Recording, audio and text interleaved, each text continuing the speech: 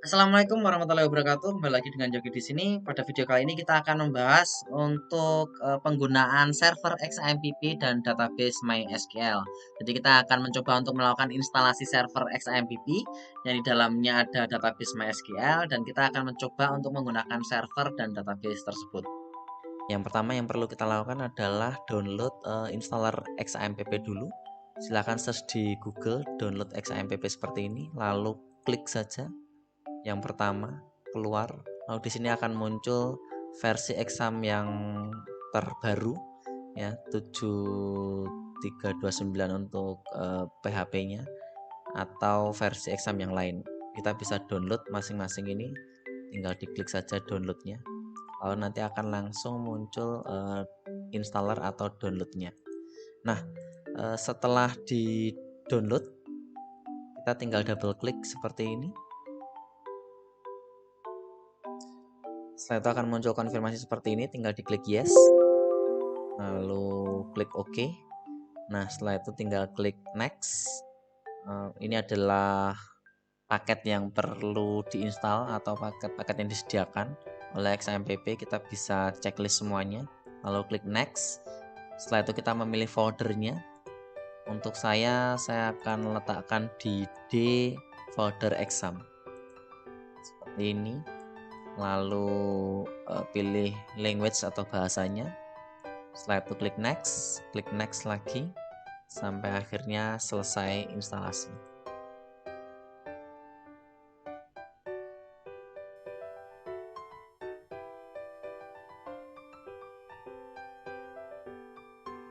Nah, jika sudah selesai diinstal, kita bisa membuka folder instalasi tadi di software ya, di D, kemudian folder XAMPP, tempat kita melakukan instalasi tersebut.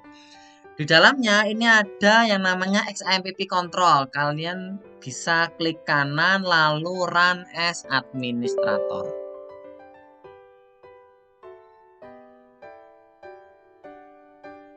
Nanti akan muncul seperti ini. Nah, tanda X ini berarti servisnya belum diinstal ya. Jadi kalau mau melakukan install ya tinggal diklik seperti ini, nanti bisa diklik yes. Nah, kalau dilakukan instalasi servis itu artinya setiap kali kita mereboot atau merestart komputer ataupun laptop kita, nanti servisnya akan otomatis aktif ya. Tapi kalau saya seperti ini tidak saya install servisnya, berarti ya tidak langsung aktif. Itu artinya ketika saya mau menjalankan server maupun MySQL-nya, saya harus membuka XAMPP control tersebut ya.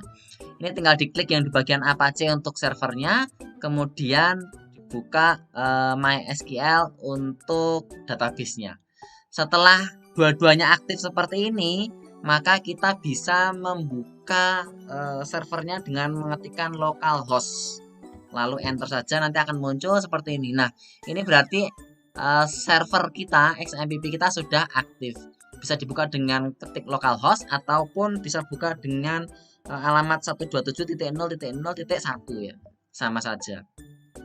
Ini ketika kita mau membuat sebuah project, kita bisa masuk ke folder htdocs seperti ini. Kemudian kita buat saja sebuah project gitu ya, atau satu buah folder namanya semisal ya ini project saya. Nah, kalau saya sudah punya folder project saya, nanti untuk membuka website tersebut tinggal ketikkan localhost / nama foldernya. Foldernya tadi adalah project saya.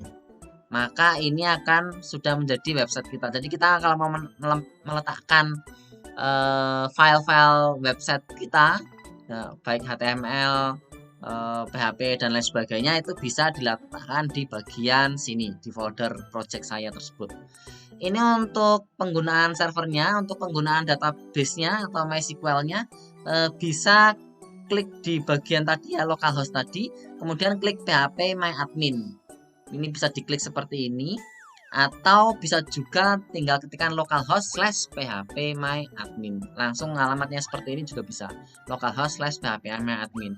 Kemudian di sini adalah list database yang ada di situ ya, yang ada di dalam server kita. Kalau kita mau membuat sebuah database baru, tinggal klik new saja. New, nama databasenya apa? Contohnya adalah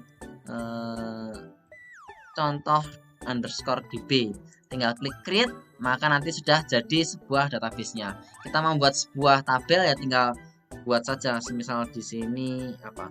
Mahasiswa, kolomnya semisal 3, kita klik go saja.